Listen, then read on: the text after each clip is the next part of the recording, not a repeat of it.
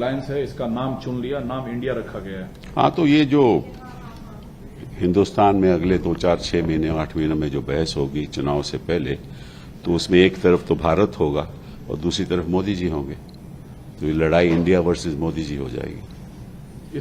क्योंकि ये सारे जो लोग यहाँ हैं वो उस इंक्लूसिव इंडिया के लिए लड़ रहे हैं जो संविधान में लिखा हुआ है, और वो मोदी जी उस एक्सक्लूसिव इंडिया के लिए लड़ रहे हैं जो 2 आदमियों का एक्सक्लूसिव इंडिया है।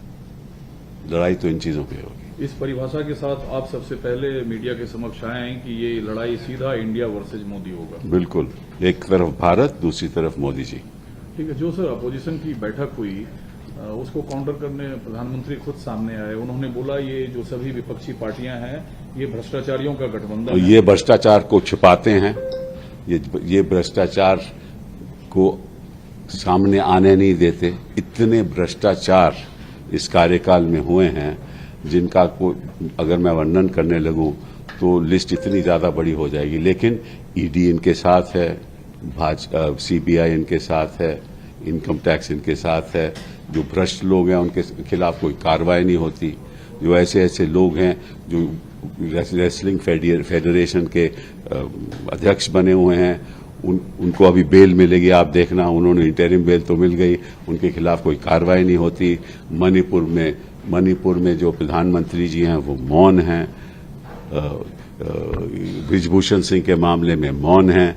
जहां भी कुछ होता है, दलित मारे जाते हैं तब मौन रहते हैं, जो अल्पसंख्यक लोग मारे जाते हैं तब मौन रहते हैं, और जिनके खिलाफ कार्रवाई होनी चाहिए वो होती नहीं है। भ्रष्ट कौन है ये तो जनता ही बताएगी जब लड़ाई होगी इंडिया वर्सेस मोदी जी। विपक्षी एकजुटता को देखते हुए 38 दलों की बैठक एनडीए भी कर रही है। ये वो कौन से 38? ज्यादातर जो दल तो नॉर्थ ईस्ट के हैं। कौन से 38 दल? भाई ये जो भाजपा है ये केवल 4-5 राज्यों में, सारे राज्यों में से 4-5 राज्यों में भाजपा आज सरकार में है। बाकी तो उन्होंने अवैध तरीके से सरकार गिराई। एक तो असम में हो गया, एक उत्तर प्रदेश में हो गया, एक गुजरात में हो गया, उत्तराखंड में हो गया, और कहाँ है ये आप मुझे बताओ। तो जब ये मिटते ही जा रहे हैं हिंदुस्तान के नक्शे में, तो लड़ाई इंडिया वर्सेस मोदी जी होगी ना। सर उन्होंने जो अब्राहम लिंकन ने डिफिनेशन दिया था डेमोक्रेसी को, उनको दोहराया और कहा इसके विपरीत विपक्ष है। अगर आप अब्राहम लिंकन की अगर डेमोक्रेसी के डेफिनेशन को अपना लें तो हिंदुस्तान आज स्थिति में नहीं हो, आज उस स्थिति में नहीं हो जो मोदी जी ने करके दिखाया। रुपया कहां चले गया आपको मालूम है? रुपया जब हम सत्ता में आए थे तो मोदी जी कहते रुपया हम 58 पर डॉलर में ले आएंगे। आज रुपया कहां पहुंच गया है? आज महंगाई कहां पहुंच गई है मोदी जी भी जानते हैं। मतलब कि आम पदार्थों की मांग इतनी ज्यादा हो गई है कि आम आदमी उसको सह नहीं सकता। तो मोदी जी किस बात की कर रहे हैं? आर्थिक व्यवस्था हो तो इतनी बुरी है। टमाटर के दाम ही 100 से ज्यादा हो गए हैं, 100 रुपए से ज्यादा हो गए हैं। दालों के दाम ही इतने ज्यादा हो गए हैं। तो किस भारत की बात कर रहे हैं मोदी जी? वो भारत जो किसी 2-4 चंद लोगों का भारत है।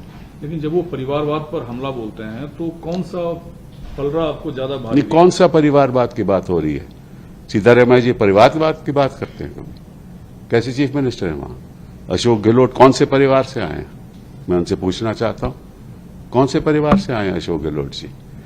और जो हिमाचल में हमारे मुख्यमंत्री हैं कौन से परिवार से आए हैं? मैं इनसे पूछना चाहता हूं। तो जो बातें हैं वो तथ्य की करनी चाहिए। ऐसे आरोप लगाना ये सही नहीं है। वो हमारे प्रधानमंत्री, हमारे अपने प्रधानमंत्री जी हैं। तो मैं चाहता हूं कि वो भारत को रिप्रेजेंट करें, ना कि 2-4 चंद लोगों को। उन्होंने 20 लाख करोड़ का एक आंकड़ा पेश किया करप्शन का और कहा जो लोग जमानत पे बाहर हैं, जो पूरे परिवार। कौन सा 20 लाख करोड़ का?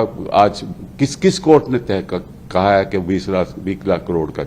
हम तो 50 इनके अगर हम भ्रष्टाचार के जो आंकड़े आपको बताएं तो 20 लाख से कहीं ज्यादा होंगे। लेकिन अभी कोर्ट की कोई कार्रवाई नहीं हुई, कोई फैसला नहीं हुआ है। तो कौन सी कोर्ट के फैसले पर क्या कर रहे हैं? ये अपने आप आरोप लगा रहे हैं जैसे मोदी जी हमेशा लगाते रहे हैं। सर 21 तारीख को क्या राहुल गांधी को सुप्रीम कोर्ट से सुप्रीम राहत मिलने वाली है? ना आप जानते हैं ना मैं जानता हूं। कानून बताएगा और सुप्रीम कोर्ट कहेगा। मेरे हिसाब से तो मिलनी चाहिए, लेकिन इसके आगे मैं कुछ नहीं कह सकता। Sir very little in English, how can you see the name of India? India represents what India represents in the Constitution of India, an inclusive India.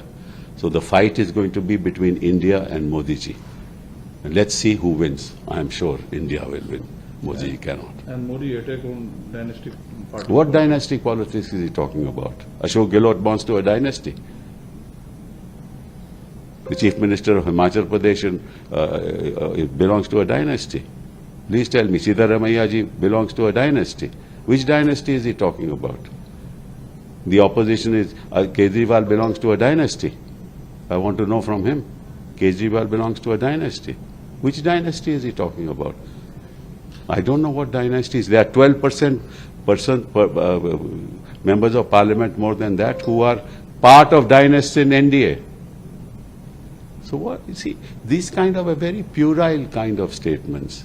They're not based on anything substantial. It is, you make an allegation, you talk about 20 lakh crores ka kapla, you don't have any basis, any data to support it. So Congress President Kharge said very important statement, Congress party in Bengaluru not for power and post like peace. Absolutely. No, nobody is for power. We want power for the people of India. That's what India wants. India wants power for the people of India, not power with 2 or 3 persons in India. So who will be faced, sir? What face? It's India. India doesn't need a face. India is the people of India. Sir जो कुछ राज्य हैं जैसे दिल्ली हैं, आप खुद पंजाब से हैं, दिल्ली में आप रहते हैं, बंगाल है, इन राज्यों में जो अपोजिशन यूनिटी को अपोजिशन यूनिटी की जा रही है, इन राज्यों में गठबंधन का क्या? आपको क्या फिक्र है इस बात का? जब हिंदुस्तान कहता है कि हम गठबंधन करेंगे और आगे बढ़ाएंगे, आप पत्रकार लोग क्यों फिक्र करते हो?